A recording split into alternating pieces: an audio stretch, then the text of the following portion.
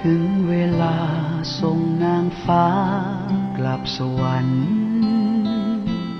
ที่แห่งนั้นงามดังฝันคู่ควรเทพธิดาสู่สวรรค์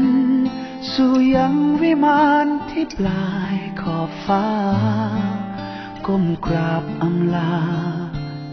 ด้วยน้ำตาอาลัยท่านลงมาจากบนฟ้าจากสวรรค์เติมความฝันต่อชีวิตผู้คนทั้งไกลไกล